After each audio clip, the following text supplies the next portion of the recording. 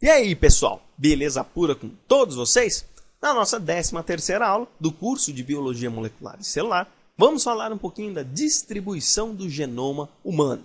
Na aula passada, a gente já viu um pouquinho sobre os cromossomos eucarióticos, e nessa aula a gente vai ver quais são os produtos que estão presentes nos cromossomos dos seres humanos, em todos os cromossomos, que é o compêndio genômico aí, beleza? Então, especificamente nessa aula, começar com um conceito geral de quadro comparativo entre o DNA de um procarioto e um DNA humano, com as principais diferenças que a gente pode observar no tocante a produtos codificantes. Vou mostrar a distribuição dos genes nos cromossomos humanos, de que maneira eles estão dispersos em um cromossomo. Eu vou dar um exemplo só, mas isso pode ser generalizado para outros cromossomos também. E vou mostrar também o perfil das sequências do genoma humano. Quais são os produtos que estão presentes no genoma humano. Vocês vão ver que a gente tem uma série deles e a gente vai falar no finalzinho dessa aula, beleza? Bom, então vamos começar aqui mostrando o seguinte, fazer um comparativo em relação a um DNA de um procarioto qualquer e o DNA de um humano. A grande maioria dos procariotos possuem 97% do seu genoma codificante para proteínas. Os outros 3% dessas sequências são sequências de origem para promover a replicação desse DNA e sequências operadoras, onde se ligam proteínas chaves para promover a transcrição do RNA em questão. Então ele tem uma eficiência muito grande para codificar proteínas. Existem casos de bactérias que têm 76%, por exemplo, do genoma para codificar proteínas. Assume-se que nesses tipos de bactérias, provavelmente essas sequências que não são codificantes são sequências inúteis que ela está descartando aos poucos no decorrer da evolução. Mas, de um âmbito geral, o DNA procarioto possui cerca de 97% do seu genoma para codificar proteínas, tá certo? E já no DNA humano, 97% do genoma não codifica proteínas, ou seja, nós temos cerca aí de 6 bilhões de nucleotídeos do nosso DNA e 97% dele não serve para produzir proteínas, ou seja, confeccionar um RNA e esse RNA produzir uma proteína, né? Servir como molde para a confecção de uma proteína. Então existe muita coisa no DNA humano que não é proteína. Sim, outra coisa que tem uma função também extremamente importante. Até pouco tempo atrás, acreditava-se que esses segmentos não codificantes para a proteína, eles chamavam de DNA lixo, que estava lá só para proteger os 3% do genoma humano que codificava a proteína. Só que isso já não é mais verdade.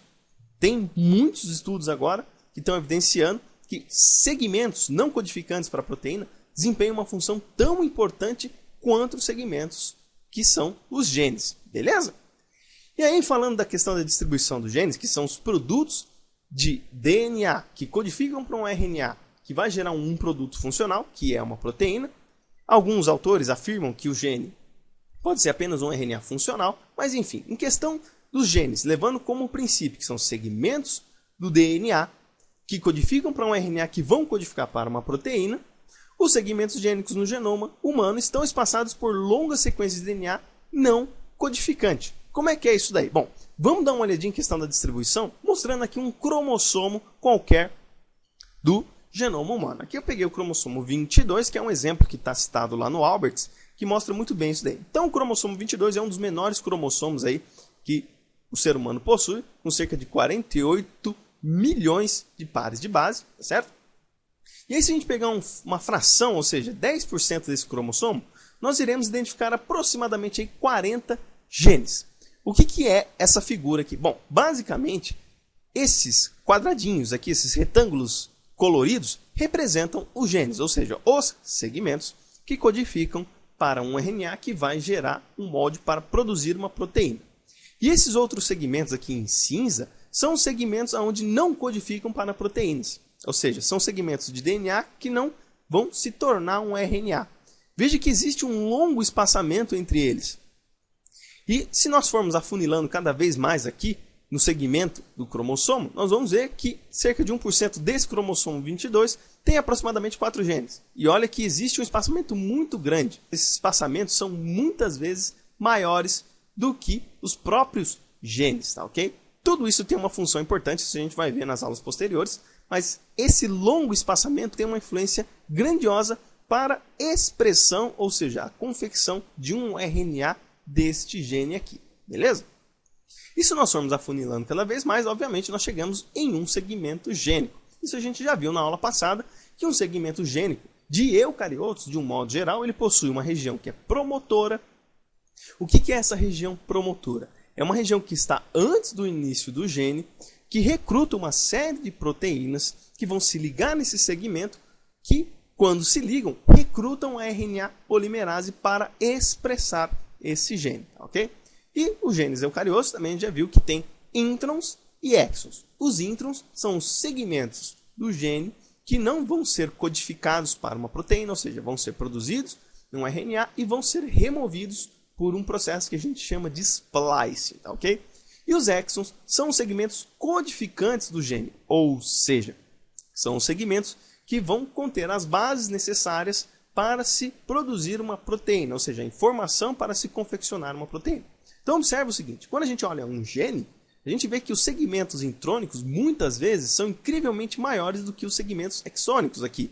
Então, geralmente a gente produz um RNA mensageiro imaturo gigantesco e no fim esse RNA ele vai ser processado para ficar um RNA bem pequenininho, que é o RNA que vai ser utilizado como molde para confeccionar uma proteína. Beleza? E para encerrar essa aula, falar do perfil das sequências, basicamente o genoma humano pode ser dividido em duas ocasiões, que são de sequências repetidas e sequências únicas. Então a gente tem uma distribuição no genoma humano, tanto de sequências que se repetem várias vezes, como sequências que são únicas.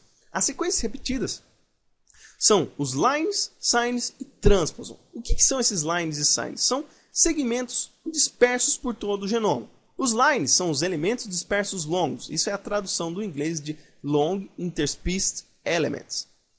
E signs é short interspaced elements, ok? E as sequências únicas são segmentos gênicos, que eles não se repetem ao longo do genoma, está ali presente uma única cópia para produzir um segmento de RNA mensageiro para gerar uma proteína. E aí, se a gente for fazer um quadro geral da distribuição do genoma humano, a gente fica assim, tá? Cerca de 13% de todo o genoma humano representa os elementos dispersos curtos. 20% os elementos dispersos longos, apenas 2 a 3% que é codificante para proteínas, 26% representam os introns, ou seja, em um gene você tem os exons e os introns, então 2% teoricamente representam os exons e 26% representam os introns. Isso é para mostrar que no genoma humano existem muitas regiões que aparentemente não codificam para proteínas. E a gente tem sequências variadas que não tem uma repetição muito específica, tem uma variação muito dinâmica, muito geral, então caracteriza-se como sequências variadas. Heterocromatina, que é um segmento de DNA que vai ficar numa porção extremamente empacotada, que não vai ser produzido RNAs específicos, tá ok? Nem que sejam RNAs não codificantes. Temos segmentos duplicados, que são regiões onde nós temos cerca de 6 a 7 bases que vão se replicar. A mesma coisa em questão de sequências repetidas simples, tá? Transposons de DNA, que são sequências que se inserem no genoma humano.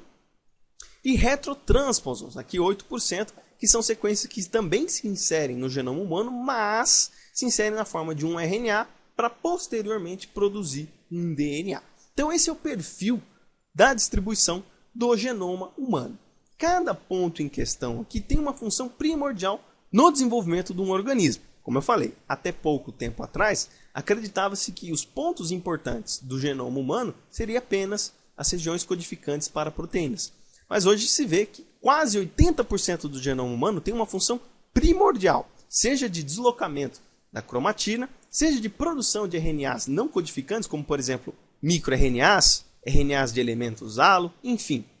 Vários tipos de RNAs que não se codificam para proteína, mas têm uma função primordial no desenvolvimento do organismo. Então, isso a gente vai estudar com bastante calma, bastante detalhes aí nas próximas aulas, beleza?